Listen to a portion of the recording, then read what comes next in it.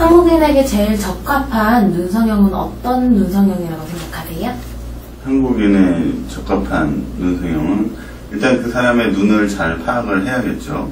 한국 사람들은 대부분 꺼풀이 없는 눈이죠. 그러다 보니 눈이 작아 보여요. 그래서 우리가 만들어주는 방법은 이 눈이 조금 더 커 보이게 하는 방법인데, 대부분 꺼풀이 없다 보니까 커지게 하는 방법들이 쌍꺼풀을 함으로써 눈동자가 조금 더 보이게 하는 방법을 사용을 하고 있죠. 한국 사람뿐만이 아니라 중국인, 일본인, 몽골인, 이 아시아권에 있는 사람들 대부분이 멜꺼풀에다가 눈이 작아요. 그래서 쌍꺼풀을 권하기도 하고, 거기다가 추가적으로 우리가 앞팀, 뒤팀이라고 하는 일명 좌우로 키울 수 있는 시술들을 많이 권하죠. 그럼 절개 수술 방법에 대해서 조금 말씀 부탁드려도 될까요? 그래서 절개 수술 방법은 말 그대로 눈 전체를 다 절개를 하는 거예요. 눈이 자세히 보면 눈동자를 기준으로 해서 3등분으로 돼 있어요.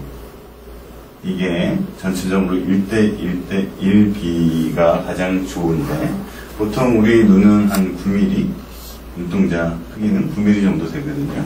그러면 이걸 1대1대1이라고 하면 한 27mm 정도 되겠죠. 큰 사람은 10mm 정도 될 거고, 요즘은 서클렌즈를 끼다 보니까 더 점점 커지고 있고 12mm짜리 서클렌즈 끼는 사람들도 있고, 그러다 보니까 우리가 이제 크고 이쁜 눈은 한 30mm 되는 눈을 얘기하는데, 보통 이쁘다고 하는 눈들은 27mm 이상은 돼야 돼요. 네, 한국 사람들 눈 작은 사람들을 재보면 대부분 25mm 이하예요. 그래서 우리가 방금 얘기한 절개법은 실제로 눈 위에가 두툼하고 지방이 많고, 그리고 눈이 조금 처짐이 있는 그런 눈에 많이 권하고, 그런 경우에 눈 첫 시작점부터 시작해가지고 점점 커지는 방향으로 눈꺼풀에서 한 1~2mm 정도 눈을 떴을 때 보일 정도의 쌍꺼풀을 만드는 걸 목표로 해가지고 절개를 해주죠. 그러면 안에 있는 지방 제거할 수 있고 근육도 제거할 수 있어요. 그래서 좀 더 확실한 쌍꺼풀을 만들 수 있고, 그렇기 때문에 잘 풀리거나 이런 일도 없고 쌍꺼풀 라인이 훨씬 깨끗하죠. 근데 이제 방법은 우리가 칼에 쓴다는 두려움 때문에 이제 많이들 요즘은 조금 줄어들었어요. 하지만 이제 확실한 쌍꺼풀, 눈 감았을 때 약간의 선이 보인다는 단점이 있지만, 확실한 선을 원하는 분들한테 절개법이 좋죠. 그러면은 칼 쓰는 게 아무래도 두렵다 보니까 다양한 사람들이 비절개 수술 방법을 찾으실 텐데요. 비절개 수술 방법에 대해서도 조금 설명 부탁드립니다. 비절개 수술 방법은 여하튼 병원마다 조금씩 틀려요. 근데 이제 방법은 아까 방금 내가 얘기한 것처럼 이 눈이 있다 그러면 이 부분에 한 6개의 점 정도를 그리죠. 점을 그리고 요 점 부분은 우리가 바늘로 구멍만 내줘요. 그 구멍을 통해서 아주 가는, 우리가 제일 가는 실, 우리가 쓰는 건 세븐제로라는 실이 있어요. 아주 가늘거든요. 그 실을 사용해서 안에서 다 연결시켜서 이 하나의 매듭만 만들어주는 방법을 써요. 그래서 이걸 단매듭 연속 매몰법이라고 하죠. 그래서 이 단매듭 연속 매몰법의 가장 중요한 건 풀리지 않게 매듭을 잘 지어주는 거예요. 그래서 그거는 이제 어느 정도 오랜 연륜을 갖고 있고, 그리고 어느 정도 수술을 꾸준히 해온 분들에게 하면 잘 풀리지 않는 쌍꺼풀을 만들 수 있어요. 하지만 이 단매듭 연속법을 쓸 수 있는 이런 방법은 누구나 다 되는 건 아니에요. 눈꺼풀이 두텁다든지 지방이 많다든지 그런 분들은 아까 얘기한 절개법을 써야겠죠. 그런 분들한테는 조금 권하진 않아요. 그러면은 절개 수술, 비절개 수술 각자의 그 장점을 말씀해 주실 수 있으세요?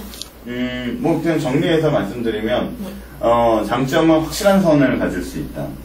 그리고 하면서 절개법은 조금 더 안에 있는 근육 조작이 가능해요. 그래서 우리가 흔히들 눈매 교정이라고 하는 그런 방법을 여기다 추가적으로 더 할 수 있는 장점이 있어요. 그렇게 되면 눈동자가 훨씬 더 커지게 보이죠. 내가 1이라는 힘을 줬을 때 파워가 2가 될 수 있는 그런 시술을 여기다 더해서 할 수 있는 장점이 있고, 그 다음에 안에 있는 충분한 지방을 제거해주고 또 안에 있는 근육을 제거해주니까 눈꺼풀 자체가 얇아지고 조금 이쁜 눈꺼풀이 될 수 있고, 잔주름이 많은 분들이 있어요. 그런 분들 원래 있던 주름들을 다 풀어줄 수 있는 그런 장점이 있어서, 그러니까 재수술이거나 이런 경우에는 절개법을 하는 게 맞겠죠. 그리고 이런 매몰법 같은 경우에는 일단 칼에 대한 두려움이 있고 이런 친구들, 그리고 이제 막 사회에 왔던 친구들 중에 눈꺼풀이 얇은 친구들, 그런 친구들한테는 쉽게 접근할 수 있고, 시술 시간 자체가 짧아요. 이거는 보통 5분, 길게는 15분 정도면 양쪽을 다 할 수도 있어요. 굉장히 짧기 때문에 두려움 없이 할 수 있는 시술이에요. 그러면은 환자분께서 절개 수술에 두려움을 가지고 있으실 경우에 추천해 주실 수 있는 게 그렇죠. 매몰법. 근데 이제 매몰법이고, 이 매몰법에다가 우리가 약간의 변형을 가할 수가 있는데, 그 변형을 가한 게 부분절개법이라는 게 있어요. 부분절개법은 다른 게 아니라 이 부분에다가 한 3mm에서 5mm 정도, 3에서 5mm 정도의 절개를 해주면 이 부분을 통해서 안에 있는 근육을 약간 조정을 가할 수 있어요. 그래서 안에 있는 눈 감는 근육이 있는데, 그 감는 근육을 조금 잘라주면 선이 조금 더 깨끗해요. 그런 조작을 하나 할 수 있고, 두 번째는 안에 있는 지방을 제거가 가능해요. 안에 있는 지방을 제거해주면 약간 두터운 눈을 갖고 있는 사람들에게 절개법 정도는 아니지만 눈꺼풀이 좀 얇아지는 그런 눈을 만들어줄 수가 있어요. 그러면은 저희 한국 여성들이 가장 선호하는 눈 성형 방법, 그리고 그거에 대한 원장님의 의견 좀 혹시 말씀해 주실 수 있으세요? 한국인이 좋아하는 눈은 일단은 비율이라고 생각을 해요. 비율에 잘 맞으면 눈이 이뻐 보여요. 그런데 우리가 얘기하는 그 비율을 황금률이라는 거는 이제 전체적으로 보면 그 1대1대1 비율이 제가 생각하기엔 가장 맞는 비율인 것 같아요. 우리가 모든 부분에 1대1대1 비율이 적용이 되는데, 눈과 눈 사이도 1대1대 미간 사이 1대1대1이지만 눈 자체도 아까 얘기한 것처럼 눈동자 기준 1대1대1 비율이 좋고요. 그래서 어떤 비율만 잘 맞춰주면 좋긴 해요. 근데 여기에 있는 눈썹을 만약 여기다 그린다 그러면, 눈썹도 우리가 보면 눈썹과 눈 사이 거리와 눈도 사실 1대1대1 비율이 좋아요. 근데 간혹 보면 우리 눈 사이 거리가 이 공간이 눈썹과 굉장히 많이 떨어져 있는 친구들이 있어요. 그런 친구들은 여하튼 이 비율도 같이 고려해서 맞춰줘야겠죠. 그렇다 그러면 매몰법이냐 절개법이냐, 이쪽을 갈 때 절개법에다가 눈매 교정까지 해주면 눈뜨는 힘이 좋아지니까 이 비율이 확 줄어요. 그러면 되게 눈 사이 거리까지, 요 폭까지 좋아지니까 굉장히 좀 좋아질 수 있죠. 그래서 한국인들한테 만약 이 비율만 잘 맞춰주면 아마 좋은 눈을 가질 수 있지 않을까. 어떤 방법이 중요한 게 아니라 비율. 제가 보기엔 방법이 아니라 비율이 더 중요하다. 그러면 그 외에 원장님의 눈 성형 노하우를 좀 알 수 있을까요? 나만의 노하우가 있다라기보다는 저는 저만의 노하우는 없어요. 기존에 있는 방법을 수도 없이 많이 수술을 해보면서 이제 경험으로 취득한 거죠. 이 사람한테 이런 눈이 어울리겠고, 저 사람한테 저런 눈이 어울리겠고, 어떤 비율, 우리가 생각하는 비율을 이 정도 조절해주면 좋겠다. 그거는 사실 경험에서 우러나오는 거기 때문에 어떤 방법이 있다 이런 건 없어요. 대신 다 책에 나온 방법이고, 근데 그 책에 나온 방법을 내 걸 만드는데 1, 2년 안에 되는 건 아니에요. 수많은 경험과 수많은 눈을 다뤄봐야 그게 가능한데, 이제 그런 정도는 이제 어떤 수술의 경험과 연륜에서 나오는 거죠. 그래서 그런 거는 이제 저는 충분하다고 생각을 하고요. 그렇죠. 그러면은 그 눈 성형을 굳이 안 해도 되는데 하고자 하는 고객분들이 있을 때 허 원장님 의견은 어떻게 생각하세요? 비율이 좋다 그러면 굳이 권하지 않아요. 이제 점점 외꺼풀인 친구들도 그 인기가 좋은 시대잖아요. 김수현도 마찬가지고. 사실 근데 몰라요. 김수현도 했을 수도 있어요. 그거는 제가 말할 수 없는 부분이지만 여하튼 속상 커플이지만 아니면 외커플이지만 쌍꺼풀이 보이지 않지만 이뻐 보이는 눈도 있어요. 그래서 굳이 할 필요가 없다면 저는 권하진 않아요. 근데 비율이 조금 부족하거나 조금 더 개선할 여지가 있다라고 하면 그런 부분에 있어서 선택권을 드리죠. 충분히 설명을 드리고. 그러면은 성형에 대해서 환자들에게 하시고 싶은 말씀 부탁드릴게요. 너무 요즘은 이제 성형 시대죠.